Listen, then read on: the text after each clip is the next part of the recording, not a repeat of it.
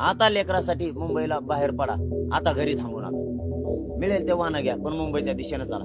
20 जानेवारीला इथून खूप लोक निघालेत, कारण सगळ्यांना वाटतंय मला या आंदोलनाचं पहिल्या दिवसापासूनच साक्षीदार व्हायचं. ते आता पहिल्या मुक्कामात आम्ही त्यांचं व्यवस्थित प्लॅनिंग लावणार आहे. कारण हे पहिला दिवस असल्यामुळे पहिल्या दिवशी ते नियोजन होणारच नाही, मुक्कामाच्या ठिकाणी ते होणार आहे.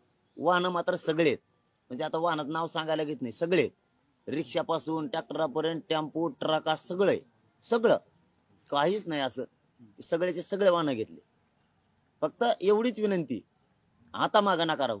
अशी संधी आपल्या लेकरं मोठं करायची पुन्हा येणार नाही. सगळ्या मुंबईकडे चला. राहण्याची जिथं मुक्काम आहे तिथं उघड्यावरच झोपणार की काय, पाली टाकणार की काय, त्याचं त्या मुक्कामाचं काय नियोजन? प्रत्येक जणानं आपण आपलं झोपण्यासाठी सगळ्या वस्तू घेतलेल्या आहेत, खाली साठी पण आणि वरच्या बाजून आपण त्याला आपण रावठ्यासारखं म्हणूयात किंवा ते मेन कापडाचं ज्याचं त्यांनी घेतलेलं आहे. कारण थंडी आहे, मुंबईत प्रचंड गरमी.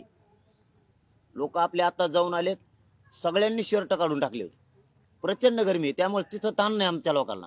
रस्त्यानं जाताना थंडीचा पावसाचा त्रास आहे, तर त्यांनी त्या वस्तू घेतल्यात आणि आपण आपल्या वाहनाजवळ सगळे झोपणार आहे. हे विशेष करून सगळ्यांनी लक्षात ठेवायचं.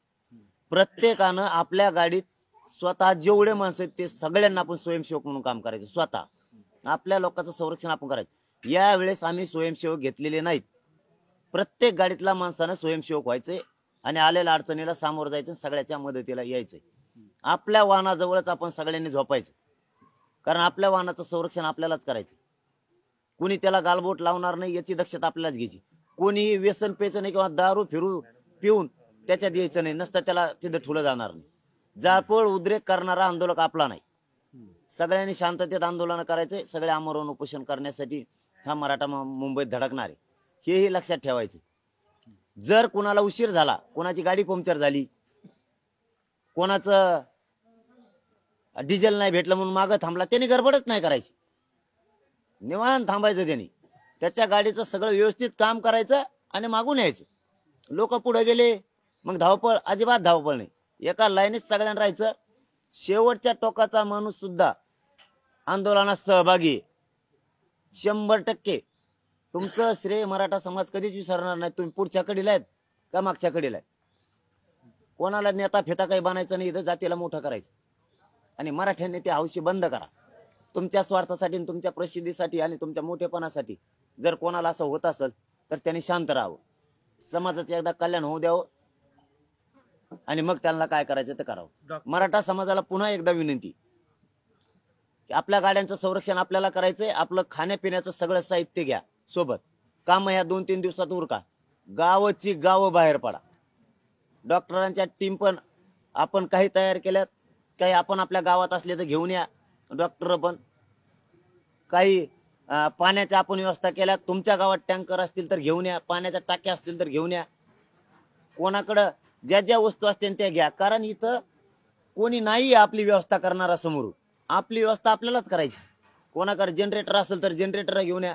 कुठं मोटरी जर बंद पडल्या, काही ठिकाणी लाईट गेली तर आपण त्या मोटरी टाकून पाणी मोटरीला जॉईन देऊ. आपण त्याला काय म्हणते, ते डायनामा सारखं असतंय ते घ्या. लाईटच आपण तयार करायची, लाईट बंद केली की.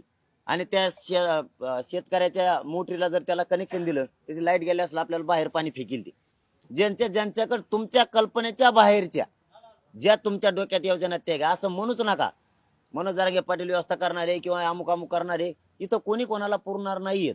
आपल्याला आपल्याच लोकांची आपल्यालाच व्यवस्था करायची.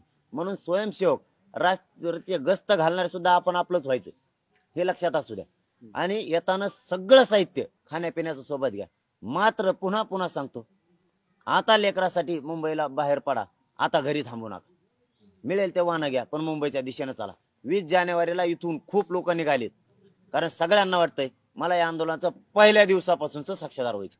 गोदा पट्ट्यातला जर विचार केला, किती ट्रॅक्टर, ॲम्ब्युलन्स वगैरे असं काही आकडा आपल्याकडे आलाय का? नाही. आकडा, आता या आकडा घेण्यासारखं वातावरणच नाही. गोदा पट्टा नाही, पुरा महाराष्ट्राला आव्हान. गोदा पट्ट्याला फक्त भेटी द्यायला गेलो होतो की त्यांच्याकडे गेलो नाही. हे आव्हान महाराष्ट्रातल्या मराठा समाजासाठी. महाराष्ट्रातील सर्व बातम्यांचे विश्वासार्ह व्यासपीठ. सकाळच्या सर्व सोशल मीडिया प्लॅटफॉर्मला लाईक, फॉलो आणि सबस्क्राईब करा. तसंच सर्व नोटिफिकेशनसाठी बेल आयकॉन प्रेस करायला विसरू नका.